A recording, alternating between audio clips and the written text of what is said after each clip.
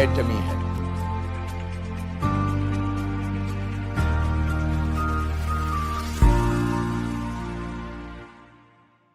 एटमी एक ऐसी कंपनी है जिस पर आप भरोसा कर सकते हैं। मैंने अब इस बारे में कुछ बातें बताई हैं।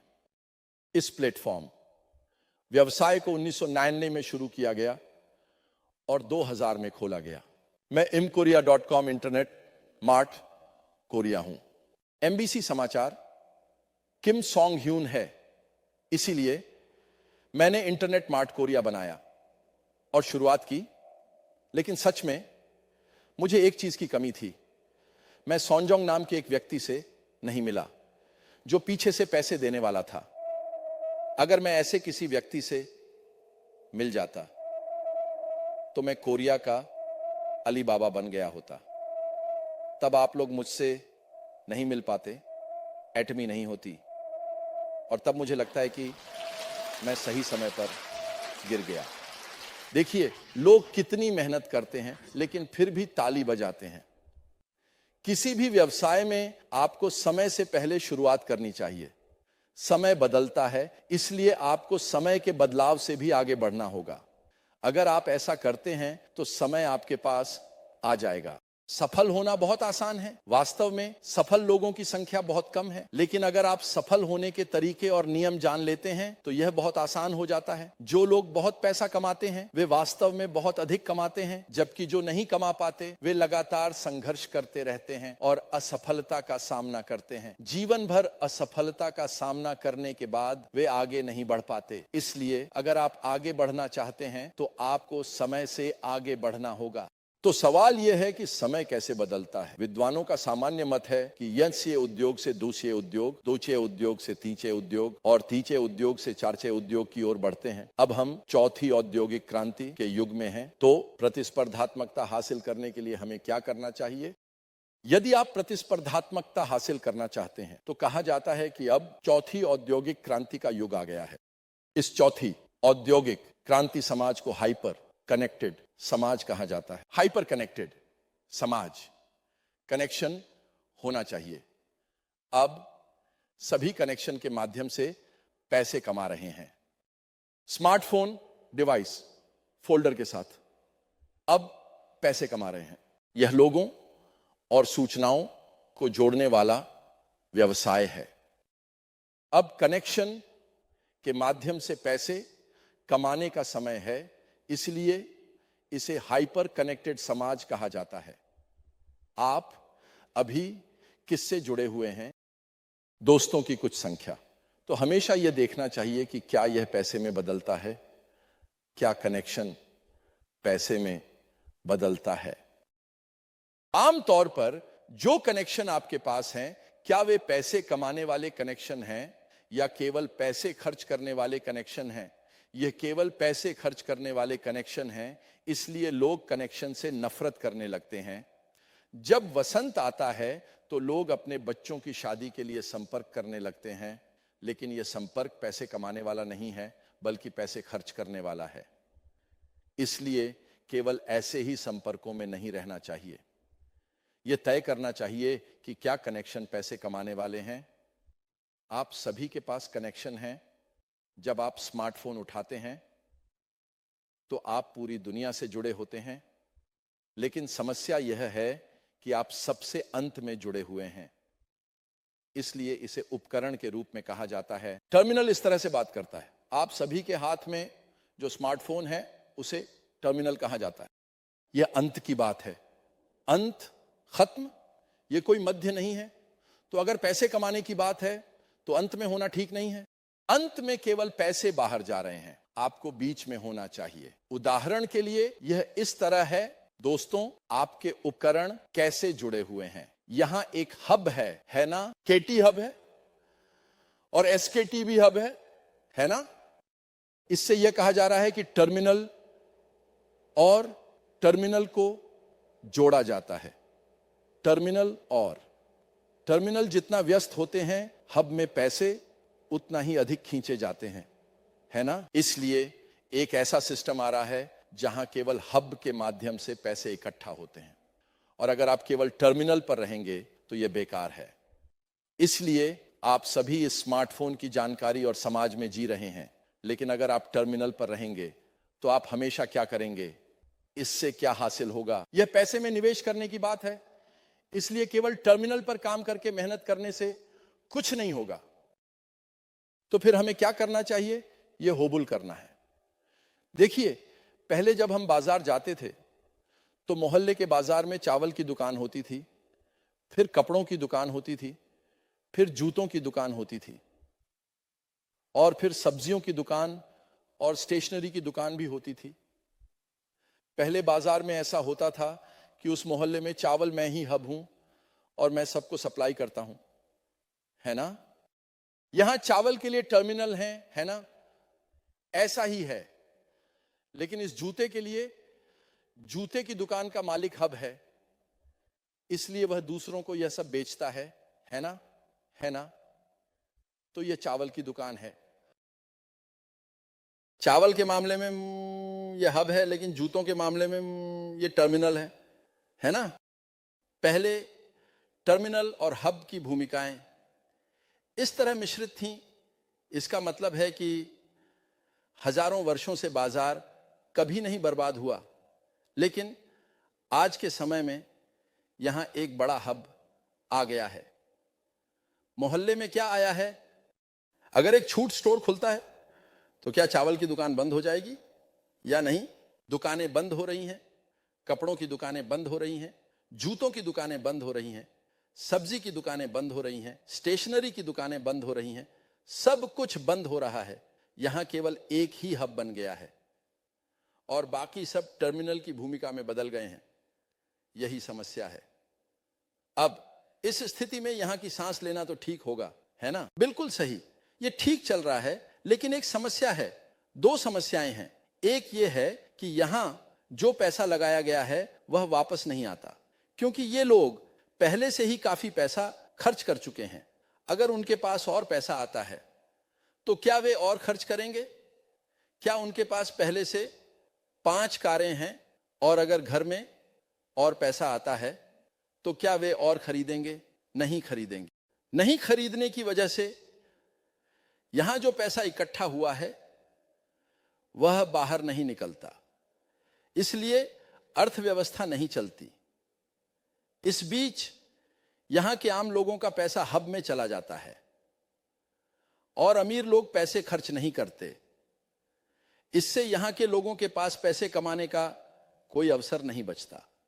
दूसरी समस्या यह है कि ये लोग अंततः खाली हाथ रह जाते हैं। अगर ये लोग पूरी तरह से खाली हो जाते हैं तो क्या वे बाद में यहां से सामान खरीदेंगे या नहीं? उनके पास खरीदने के लिए पैसे नहीं हैं तो क्या यहां भी नुकसान होगा या नहीं? बंद हो रहा है, इसलिए यहां विकास की सीमाओं का सामना करना पड़ रहा है और इस तरह से बिक्री धीरे धीरे गिर रही है। इसलिए अब पुराने पारिस्थितिकी तंत्र को फिर से स्थापित करने की आवश्यकता है। अब केवल छूट स्टोर ही नहीं है, बल्कि यहां पोर्टल साइट भी आ गई है। प्लेटफॉर्म व्यवसाय बहुत बड़े आकार में आ गए हैं। तो फिर यह सब इस दिशा में खींचा जा रहा है ना? पैसा केवल यहां कमाया जा रहा है और यहां पैसे कमाने का कोई अवसर नहीं बचा है। यह प्लेटफॉर्म व्यवसाय पोर्टल की समस्या क्या है? यही सवाल है। समस्या यह है कि ऐसा कुछ है। यहां सामान खरीदने में उपभोक्ताओं के लिए एक चीज चुनना बहुत मुश्किल है। क्यों? एक आपूर्तिकर्ता के एक आइटम के बारे में क्या ख्याल है? अगर आप खोजते हैं तो सैकड़ों विकल्प सामने आते हैं, तो क्या आपको सिर्फ सबसे सस्ता विकल्प चुनना है? फिर ऐसा होता है कि सस्ती चीजें बेकार होती हैं, इसलिए यह तय करना मुश्किल होता है कि सस्ती चीजें चुनें, मध्यवर्ती विकल्प चुनें या बस महंगी चीजें खरीद लें, क्योंकि शायद कोई कारण होगा। यह बहुत कठिन और भ्रमित करने वाला है और यह उन लोगों की चिंता है जो इस पोर्टल में आते हैं। और जब आपने खरीदा तो क्या हुआ? क्या आप हमेशा सफल और संतुष्ट रहते हैं? क्या यहाँ कपड़े खरीदने पर आप बस अच्छे से पहनते रहते हैं? नहीं, मैंने डिपार्टमेंट स्टोर जाकर पहनकर खरीदी, लेकिन उनमें से आधे कपड़े एक बार पहनने के बाद नहीं पहने जाते, है ना? वहां जाकर खरीदने के बाद क्या होता है? बहुत सारी चीजें फेंकी जाती हैं, जैसे घरेलू उपयोग की वस्तुएं और ऐसी चीजें हैं जिन्हें हम इस्तेमाल नहीं कर पाते और फेंक देते हैं। इस वजह से उदाहरण के लिए अगर 50% सफल होते हैं और हमें जो पसंद है वो खरीदते हैं, तो वास्तव में 50% असफलता होती है और मैंने जो उत्पाद खरीदा है उसकी कीमत 2 गुना होती है। असल में ऐसा ही है ना? इसलिए ये सभी चीजें यहां एक बड़ा मुद्दा बन जाती हैं और एक बार में तनाव बढ़ने लगता है। जाकर मुझे क्या खरीदना चाहिए, ये सब ठीक है, इसलिए अब इन समस्याओं का समाधान करना होगा। इसके बाद यदि आप आपूर्तिकर्ता के दृष्टिकोण से देखें तो वे उपभोक्ताओं से सीधे मिलते हैं, लेकिन चूंकि बहुत सारे आपूर्तिकर्ता हैं इसीलिए उन्हें जो मात्रा मिलती है वह बहुत कम होती है। वास्तव में अगर वे यहाँ नहीं आते हैं तो उनके पास कोई बिक्री चैनल नहीं होता। जब वे यहाँ आते हैं तो सभी एकत्रित होते हैं और अपने उत्पादों को बेचते हैं, इसलिए व्यक्तिगत रूप से बेचना बहुत कम होता है। इस कारण से उन्हें कम मात्रा में उत्पादन करना पड़ता है और जब वे कम मात्रा में उत्पादन करते हैं तो क्या कीमतें बढ़ती हैं या नहीं? उपरोक्त स्थिति में आपूर्तिकर्ताओं को भी जबरदस्त प्रतिस्पर्धा का सामना करना पड़ता है और उपभोक्ता अपनी पसंद के अनुसार चयन करने में तनाव महसूस करते हैं। यही इस साइट की समस्या है। तो अगर हम इसे सही तरीके से हल कर दें तो क्या होगा? तो इसका मतलब है कि पोस्ट प्लेटफॉर्म व्यवसाय का उदय हो रहा है। मैंने देखा कि इस प्लेटफॉर्म व्यवसाय का अगला व्यवसाय संभव है, इसलिए मैंने एटमी नामक चीज की शुरुआत की। अब आजामोल के मामले में भी यह 5,000 से शुरू हुआ है, पीछे इंतजार में रखे गए 10,000 से अधिक हैं। तो क्या यहां मौजूद सभी उत्पादों को एटमी आजामोल भी संभालता है या नहीं संभालता है? यह 100% है, लेकिन यहां आपको चयन की चिंता करने की आवश्यकता नहीं है। कीमतें भी सस्ती हैं और गुणवत्ता भी अच्छी है। लेकिन इससे भी महत्वपूर्ण बात यह है कि पीवी है, इसका मतलब है कि यह एक व्यवसाय बनता है। इसलिए एटमी में केवल ये लोग ही अमीर नहीं बनते, बल्कि इसे पीवीए में लेकर 35% फिर से पेबैक किया जाता है, इसलिए इसे बांटा जाता है। इससे हमारे आम लोग अमीर बन सकते हैं और वे फिर से एटमी से सामान खरीद सकते हैं। इस प्रकार यह एक सकारात्मक चक्र में चलता है। यहां सब कुछ इस तरफ खींचा जाता है और जब आपकी जेबें खाली हो जाती हैं तो यहां तक कि यह हब भी बर्बाद हो जाता है। जब यह प्रणाली इस तरह से बर्बाद हो जाती है तो उसके बाद कुछ होना तय है। इसके अलावा क्या आप हब नहीं बनना चाहेंगे? आप हब बन सकते हैं, इसलिए एटमी हब है।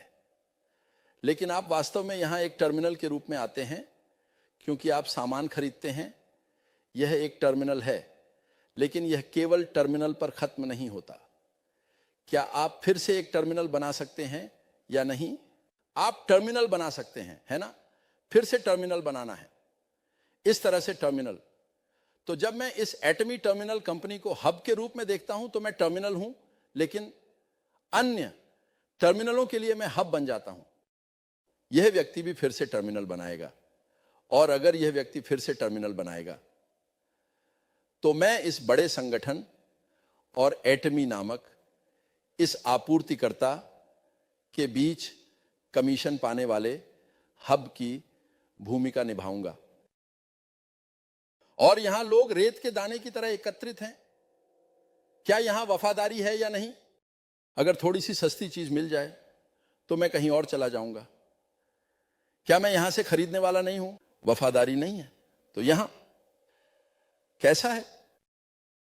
एक बार आने पर पैसे कमाने का व्यवसाय बन जाता है। इसलिए प्रोशूमर वास्तव में मैं निर्माता की भूमिका निभाते हुए, आपूर्तिकर्ता की भूमिका निभाते हुए और उपभोक्ता की भूमिका निभाते हुए एक ऐसा बाजार बन जाता है जो अब मिश्रित हो गया है। तो यहां पैसे कमाने के कारण क्या जो लोग यहां आकर सामान खरीदना शुरू करते हैं वे इस दिशा में जाते हैं या नहीं? इसलिए इसे मैग्नेटिक बोर्ड सिस्टम कहा जाता है।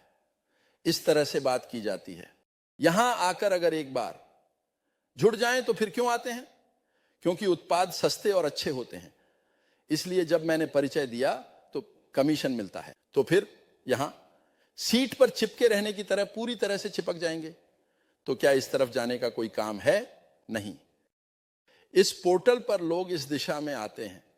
हम पहले से तैयारी कर रहे हैं। जो लोग अभी यहां आकर अपनी अंगुलियां चला रहे हैं वे आगे इस दिशा में आएंगे। अगर आप पहले से ही अपनी जगह बना लेते हैं तो आप सफल बन जाएंगे। अब हाइपर कनेक्टेड सोसाइटी यानी अत्यधिक जुड़े हुए समाज की शुरुआत हो रही है और आप इस जगह पर इसलिए आए हैं ताकि इसे व्यवसाय के रूप में शुरू किया जा सके।